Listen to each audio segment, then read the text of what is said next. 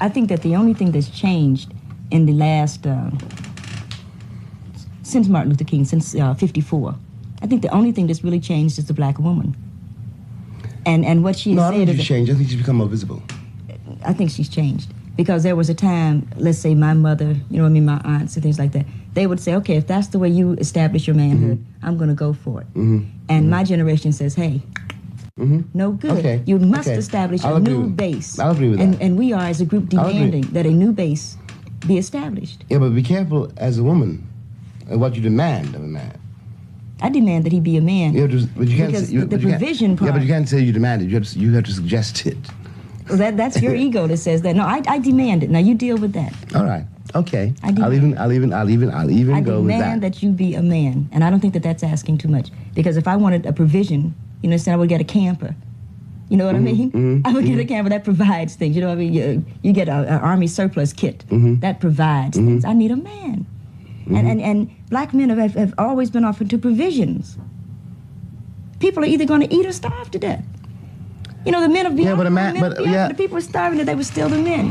Had to be that way through that horrendous kind of war, but it had to be that way because sometimes you are not able to feed your family.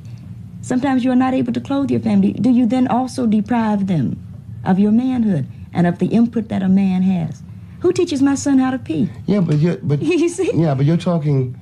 I agree with you. I see that very well. But it's one thing to be in a situation where you see that you have. Where you see a future, however bloody, and to be in a situation where you see no future at all. But you are. It is incumbent. If I know, it is incumbent that we see a future. If I know what I'm demanding of you, in some sense, makes sense. If I know the fact the kid is not eating today or tonight or tomorrow, in some way makes sense. Yeah, then I can be there. But if it doesn't make any sense, and if I don't see anything coming out of it at all, will he eat if you're not there? If you're on welfare, he won't eat if I am there. That's the law. But I don't want to get bogged down into that. No, what I really mean is that, yes, a man can do that if he sees a way, if he sees that it means something. My father couldn't see that. And he was quite right, because there wasn't anything. There's something, because all I know that works in the world is a relationship. Yes, all right. Okay, that's all that's going to work. It takes two people to have a relationship. Yeah, but the relationship. If you don't have a dream, fake it. But the relationship, you can't fake a dream. You got to fake it, because we don't have dreams these days. How the hell can you have a dream? For what? Well, it isn't. So everybody's jiving, but let's jive on that level. If I love you, I can't lie to you. Of course you can lie to me, and you will. If you love me and you're going off with Maddie someplace, you're lying to me. Because what the hell do I care about the truth? I care if you're there. But Billie Holiday say, hush now, don't explain. All right, I accept that. Of course you'll lie to me, because I don't even want to care. What does the truth matter? And why are you going to be truthful with me when you lie to everybody else? You lied when you smiled at that cracker down the job, right? Lie to me, smile. Treat me the same way you would treat him. I can't treat you the way I treat him. You must. Because I've caught the frowns and the anger. He's happy with you. Of course he doesn't know you're unhappy. You grin at him all day long. You come home and I catch hell. Because I love you, I get least of you. I get the very minimum. And I'm saying, fake it with me. Is that too much of the black woman to ask of the black man? For 10 years, so that we can get a child on his feet that says, yeah, father smiled at mother. He talked to me about school today. Who cares that you can read or can't read? Most Americans can't read. Most people can't read. They look at the pictures. Baby, I know what you're saying. I know exactly what you're saying, and I don't disagree. But no, I'm going to be honest and think about it really. I'm not so sure that is a human possibility. If I have to smile all day,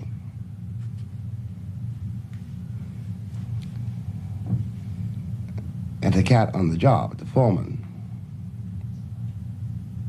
you don't understand why I'm smiling. Not because I want to smile. I'm smiling because that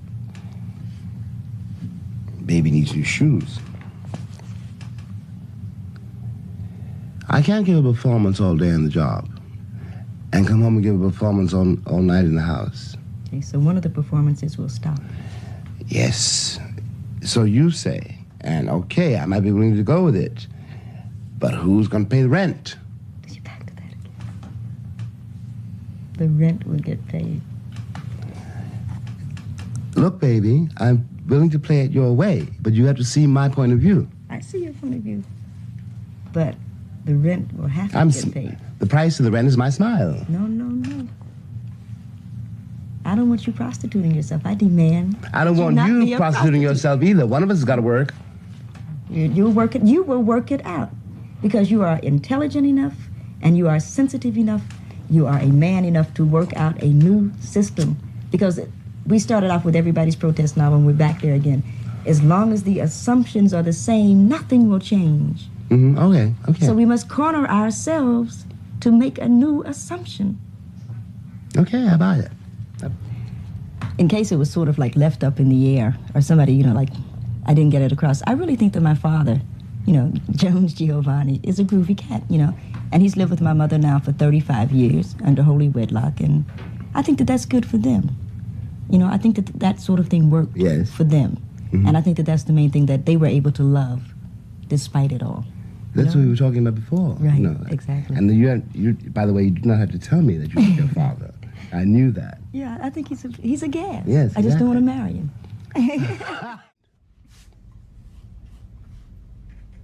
Okay. I won't argue that. On a certain level, because I tend to be parochial, for one thing, and I tend to care about Afro-Americans, which I would define as the sons and daughters of slaves and slave owners. Mm-hmm. You know what I mean? Mm-hmm. I have. That doesn't, by the way, sound very parochial to me. It's very parochial because I don't care about my third-world brothers and sisters and things like that I'm sure I should. But as we... You mean you're responsible for a certain situation? I just can't deal with it. Yes, I think that if everybody dealt with their own little situation, if I deal with my block and you deal with your block, we'll have two good... And Malcolm said that too. Yeah. So when we deal with white as being like a state of... Well, Malcolm said everything, which I would grant. Really? He encompassed. But as we begin to try to deal, with the world, we find that a lot of things break down. And we find that frequently a white face goes with a white mind. Mm-hmm. Occasionally, a black face goes with a white mind. Mm-hmm. Very seldom, a white face will have a black mind. But we find the frequent situation is a white face has a white mind. Yeah, but you know what I mean? So for the few mistakes that you would make, it's unfortunate. No, I know. I wouldn't. To me, it's unfortunate. I wouldn't argue that at all. Yeah. No, I wouldn't argue that at all. No, it doesn't make any difference to me. As I said once somewhere, that a cop is a cop. Well, cops are white. And and he may be a very nice man, but I haven't got the time to figure that out. All I know is he's got a uniform and a gun. And I have to relate to him that way. That's the only way to relate to him at all.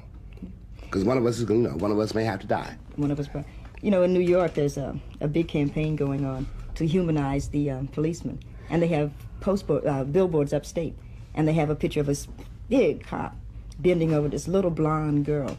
Mm-hmm. And the sign say, and some people call him Pig. Mm-hmm. And I wanted to buy a billboard. I told a friend of mine, I want to buy a billboard and show this big cop and this 14-year-old kid with 30 bullets in him and saying some people call him Peacemaker. You ought to do one thing. One thing Lorraine Hansberry said, get this photograph. When we had that famous meeting with Bobby Kennedy, Lorraine said to Bobby, who was also dead. Everybody's dead.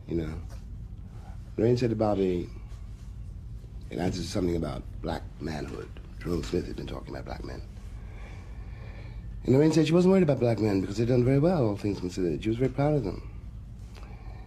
But she told Bobby, she said, I'm very upset about the state of that civilization which produced that photograph of that white cop in Birmingham standing on that black woman's neck. Yeah. Yeah. What does that say for white manhood? But again, that's a moral position. Well, if you follow what I mean by moral. I do. That means that we're on top of the situation by being on bottom. And many of us would like to see it the other way around. I'm not quite that romantic, or even if you want to use the word moral, quite that moral. I simply know, I think I know. Look, I'm not a financier. I'm not a banker. I'm not I'm not a practical man, so to speak, you know. I'm what I am. And I know the choices I've had to make in my own life to be able to shave in the morning, to look myself in the face in the morning. Now, I'm not so moral as to sit here and say that if somebody had a gun pointed at my brother's head, that I would pray for him, you know. I'm not about to tell you, you know, that, Excuse me. that I'm lighting candles every day and every night for the soul of J. Edgar Hoover, you know. Yeah. On one level, I'm not moral at all. I don't care what happens to Hoover and all his tribe. At all. But I do care what happens to you. You know. And if I am moral, which I don't really think I am, but you know, it's a word you keep bringing up. I can find another word for it. I know. But the relationship between morality and power is a very subtle one. You know, because power, ultimately, with no morality, is not any longer power. You cannot call Spain a powerful nation. You can't call Franco a powerful man. He's got a whole nation in jail, but that's not power. No. You know what I mean? Exactly. You know. His game isn't running. Precisely. Now, when our game starts running, and after all, baby, we have survived the roughest game in the history of the world. Yeah. You know, we really have. No matter what we say against ourselves, you know, no matter what our limits and hang-ups are, you know, we have come through something, you know. And if we can get this far, we can get further.